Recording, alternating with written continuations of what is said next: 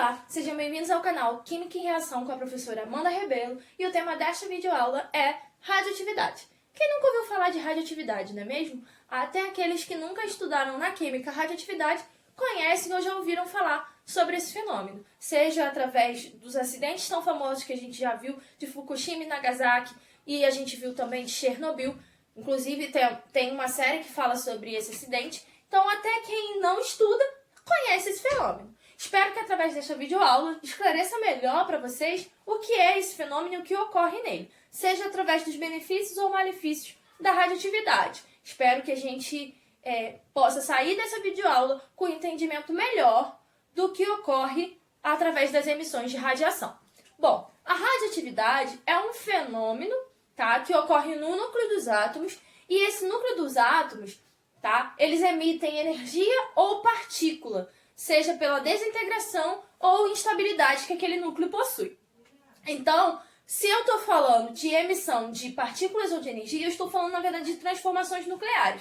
Portanto, há transformação naquele núcleo, tá? E aí, quais são essas emissões que esse núcleo pode fornecer? Tá? Existem 3 emissões, alfa, beta e gama. Essas emissões, elas foram denominadas através de um experimento que foi feito através de cargas carregadas, onde foi descoberto as características dessas emissões. E é isso que a gente vai ver agora.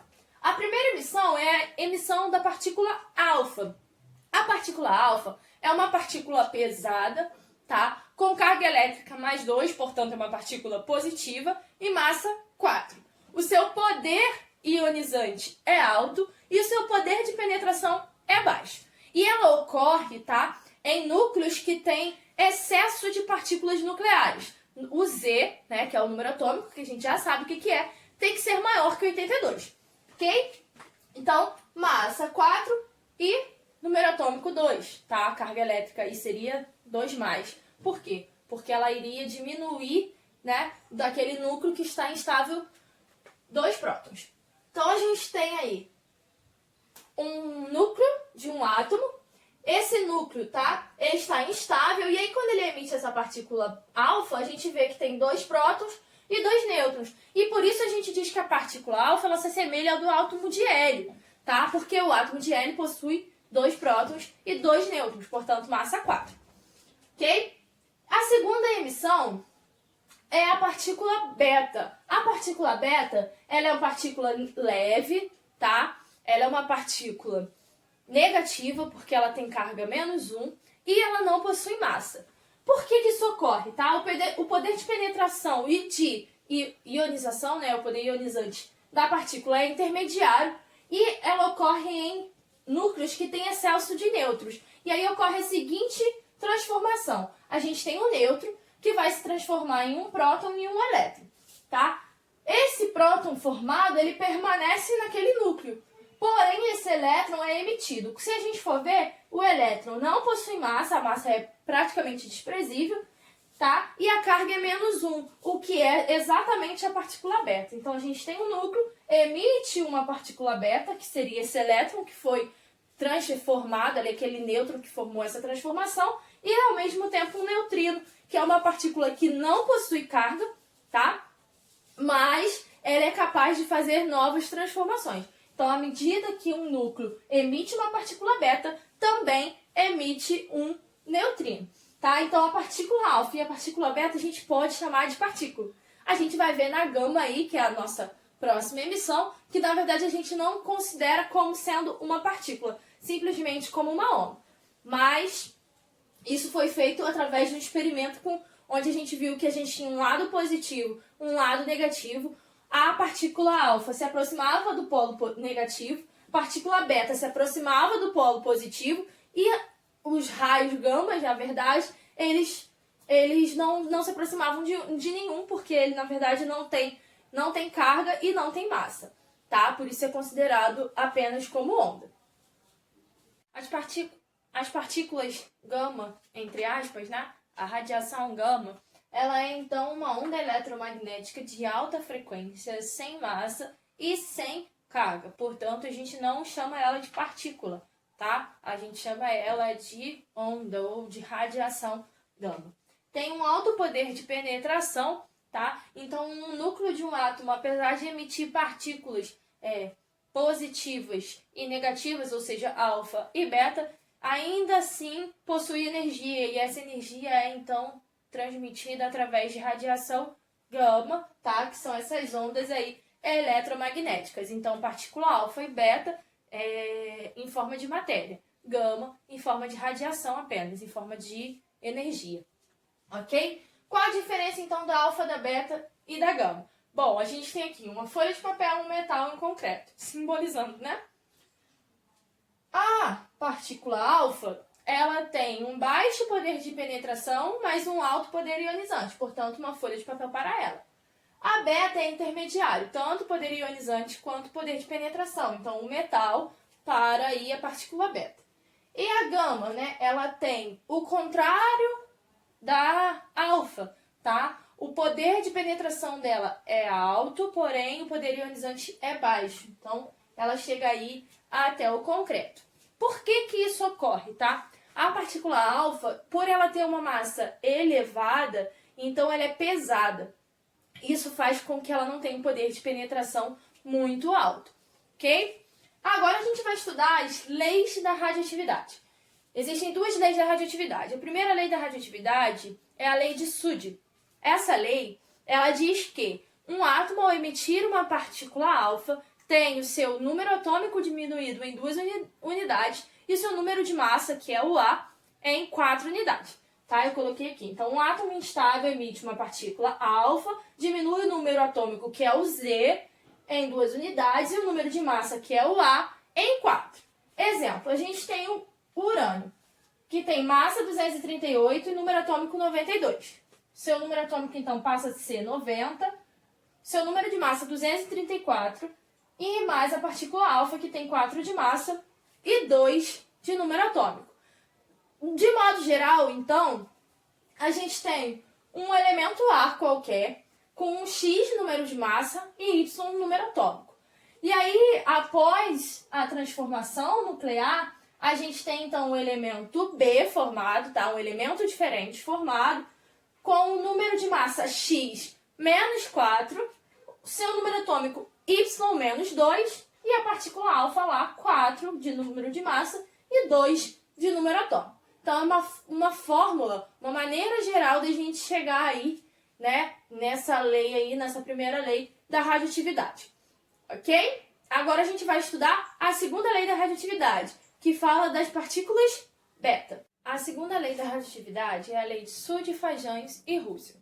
A segunda lei diz o seguinte, diz que um átomo, né, de núcleo instável, ao emitir uma partícula beta, tem o seu número atômico aumentado em 1 unidade e o seu número de massa permanece o mesmo. Tá? Então, a gente já sabe que a partícula beta não tem massa e a carga dela é menos 1, portanto, o número atômico do átomo formado é 1 unidade maior. Tá? Exemplo disso, a gente tem um átomo de bismuto, okay, que tem número de massa 214 e número atômico 83. Ao emitir a partícula beta, então, a gente tem a formação do átomo de polônio, com o número de massa 214, portanto, permanece o mesmo, e o número atômico tem a unidade, uma unidade aumentada, portanto, 84. Então, de maneira geral, como que a gente pode simplificar isso? Eu tenho um elemento X de massa A qualquer, né, e Z também qualquer. Lembrando que eu estou falando de radioatividade, então eu estou falando de elementos que possuem número atômico maior do que 82, tá? Então, números atômicos elevados. Então, eu tenho a formação de um elemento Y de massa A, portanto, permanece a mesma, e o Z mais 1 de número atômico. Então, tem uma unidade aumentada. Mais a partícula beta, que não possui massa, e tem carga menos 1. Ok? Então, essas são as duas leis da radioatividade. A partícula, né? A emissão gama, tá? A radiação gama, melhor. A radiação gama é como ela não possui massa e ela não possui carga, então ela apenas, né, transmite energia. As reações de transmutação. O que são as reações de transmutação? Quando a gente fala de reações químicas normais, a gente está falando de reações que ocorrem na eletrosfera, né? Perda ou ganho de elétrons, compartilhamento de elétrons, moléculas que se combinam. Agora, nas reações nucleares, não. A gente está falando de núcleos. A gente, então, tem um procedimento diferente das reações químicas normais. Portanto, são reações caracterizadas por transformações nos núcleos dos elementos, tá? Nos átomos, formando novos elementos. Então, eu tenho aquele átomo ali, ocorre uma transformação naquele núcleo, e aí eu formo novos elementos.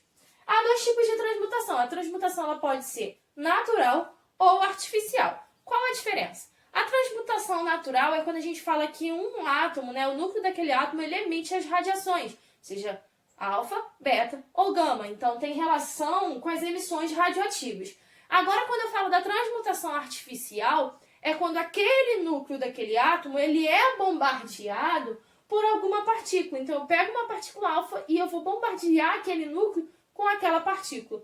E aí, a gente precisa conhecer quais são as partículas. Bom, alfa, beta e gama, né, a gente já sabe. E aí, a gente tem, então, neutrino, que a gente viu lá na transformação da partícula beta, tá, que é formado. É uma partícula que não tem massa e também não tem carga, então ela é neutra, tá? A gente tem o pósitron, que é oposto ao elétron, tá? Oposto à partícula beta, portanto tem carga mais 1 e massa 0, ok? E aí a gente tem o próton, o elétron, o nêutron, que a gente já conhece. Então eu vou pegar essas partículas e vou bombardear esses núcleos, ok? Então existem esses dois tipos de transmutação, e é isso que a gente vai ver.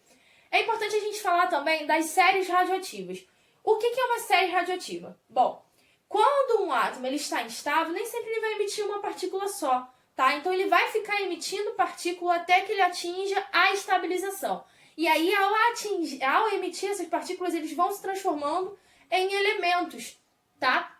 Em novos elementos. Então, tem uma série que a gente chama de série radioativa, onde tem elementos intermediários aí, até que aquele núcleo atinja, então, forme um núcleo de um elemento estável, ok? Então, o nome disso é série radioativa. E é importante a gente falar também sobre contaminação e radiação. O que é isso? Contaminação é quando tem radiação presente, tá? É como se eu pegasse aqui a minha pele e tivesse radiação presente. Então, isso é contaminação, está contaminada com radiação. Agora, irradiação, eu não preciso necessariamente ter a presença de radiação aqui, tá? Isso ocorre a longas distâncias.